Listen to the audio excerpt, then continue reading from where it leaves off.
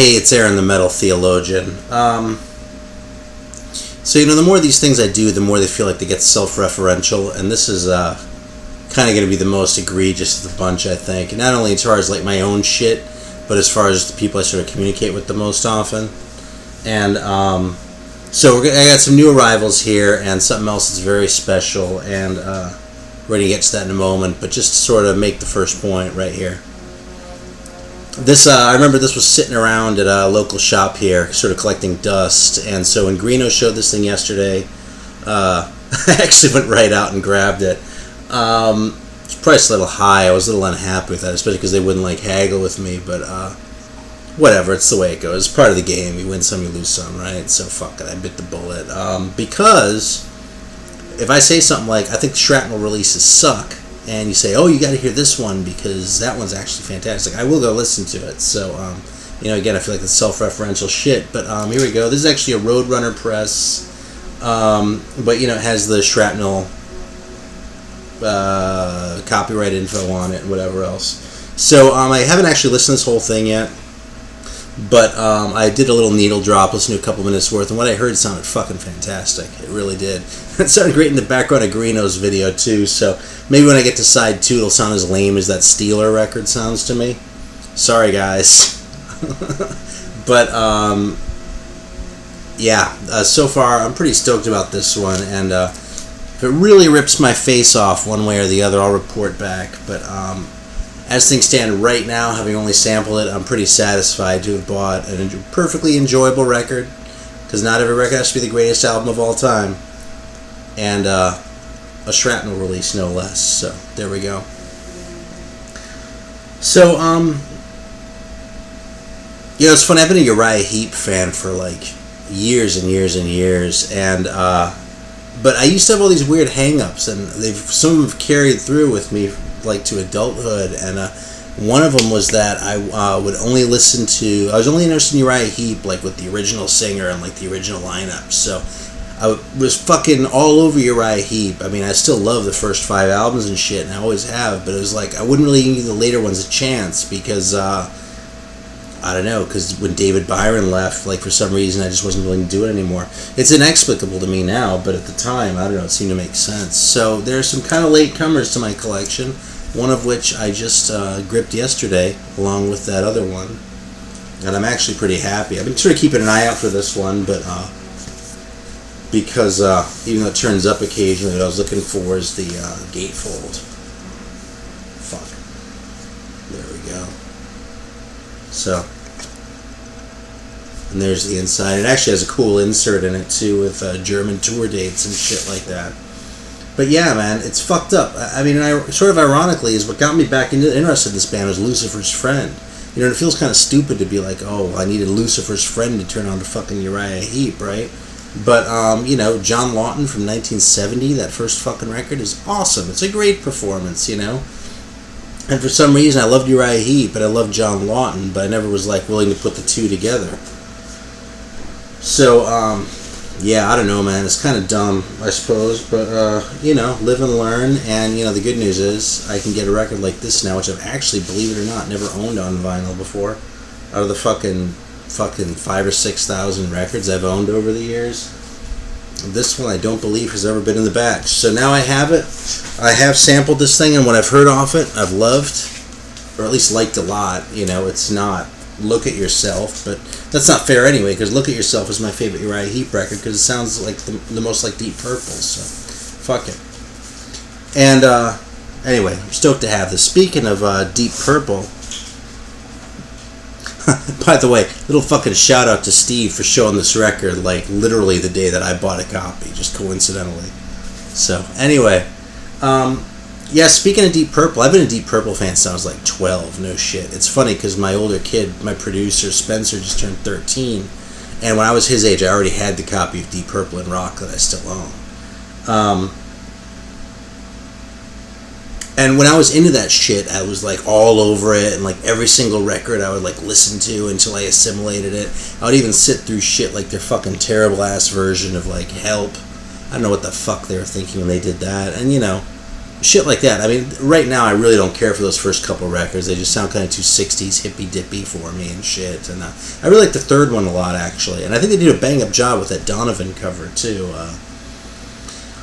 But you know, River Deep, Mountain High. I mean, come on, that sucked for Bob Seger. It sucks for Deep Purple. It was great when Ike and Tina Turner did it though.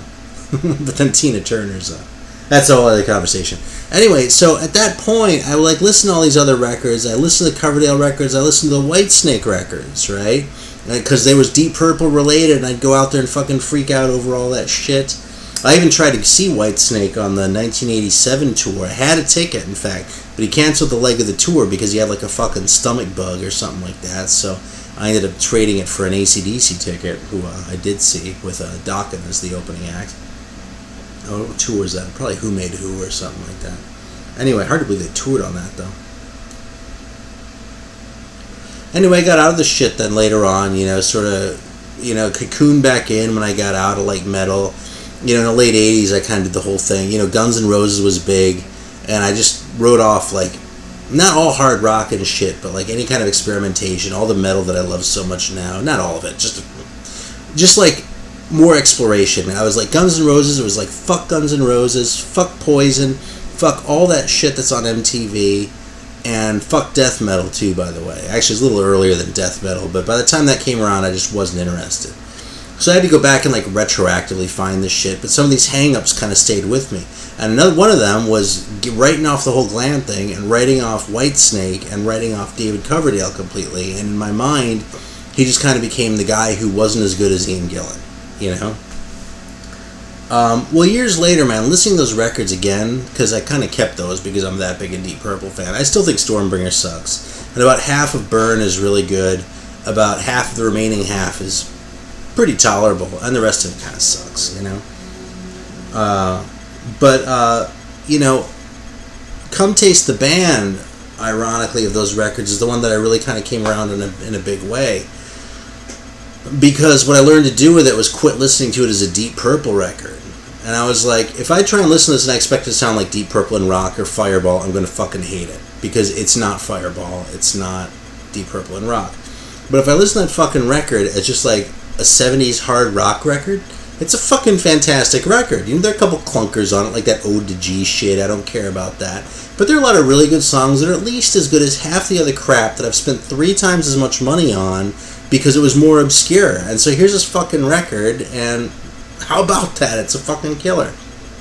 But I still didn't get over the Whitesnake thing until very recently, and sort of the consummation of my getting over the Whitesnake thing was yesterday when I went back for that Dr. Mastermind record and found that Uriah Heep. I actually found these guys. Again, the Euro pressings that I've been holding out for. So I grabbed this one. And then kind of even more importantly, in a way, this one.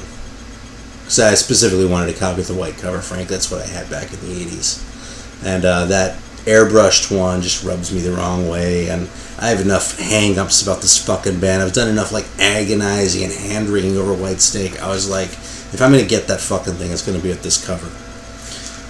So put the word out there. Which one should I listen to first? And I was thinking Love Hunter, and people were telling me Love Hunter because it's more rockin', frankly. So I got home from work and put this one on.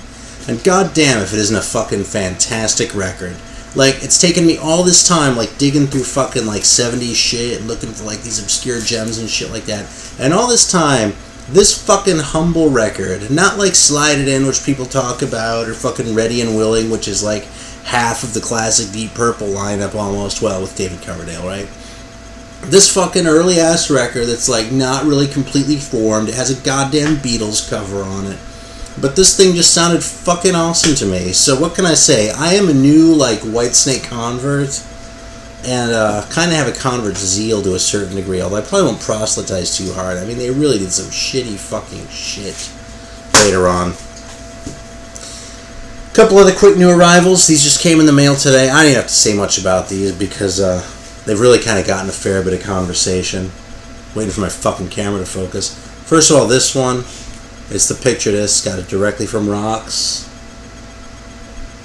And, you know, what I've heard off this, which admittedly isn't much, but it's quality thrash shit. I'm looking forward to playing it all the way through. But Mr. Waters has been pretty hyping this record pretty good, so maybe I'll come back around if you know. But anyway, the other one is I was kind of, I don't know, I was just dicking around on this one. I went, man, you know something? Nothing's going to dry up, and if I don't get a copy, I'm going to feel like such a fucking dick. So I broke down, and I am now the proud owner, very proud owner. Let me be absolutely clear here. It was just dawdling, not lack of will, but I'm now the proud owner of this Ultimatum on record. And I haven't cracked it yet, but I went for the black vinyl because the thing said first 250 or first 100 or 150 on black vinyl. I was like, I want the lower number. So, all right, finally, a little surprise from the mailman today. I had no idea this was coming, but I cracked those things open, but not this one. I cover up the addresses, but this has the name of Mr. LJ, aka Biosite, and the return address. And I have no idea what's in here. I did not know this was coming. I'm pretty fucking stoked. So we're gonna bust it open live. You and me together. Sarah smile. Fuck, come on, tape. I actually loosened the edges on this so it'd be easier to go, and I'm still having trouble with it. Probably because I'm too busy with my fucking silly ass Hall & Oates jokes. Alright, let's see what's in here. Oh, here we go. Holy shit. I should have fucking known.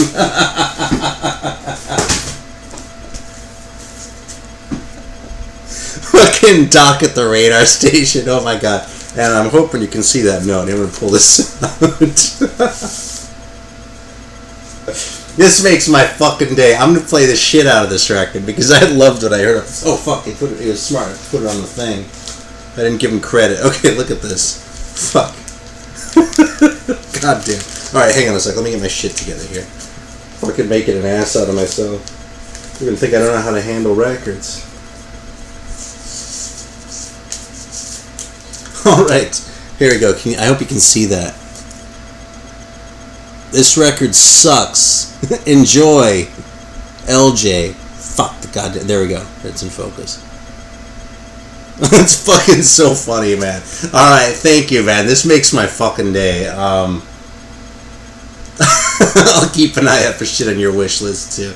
Actually, I could use a copy of your wish list if you have one. But otherwise, you know, just generally speaking. Alright, thanks for watching. This is a little bit more me than I usually do in these things. I kind of like to get right down to business, but, you know, since the more we talk and the more it's hard for me to explain why don't I own any Whitesnake records. You know, why don't I have the fourth Destruction record when I love the first three so much? It's just dumb shit, man, so what can I say? It's the story of my life. I feel like Neil Hamburger saying that shit. Alright, thanks for watching. Special thanks to LJ. And thanks for everyone else who fucking turned me on to the shit that's in this video. I don't think there's a single one in here. No, the Uriah Heep I would have bought anyway. Every other one I showed in here I probably wouldn't have bought without a lot of encouragement from guys in the vinyl community. So, thanks, because I've got some shit to listen to right now.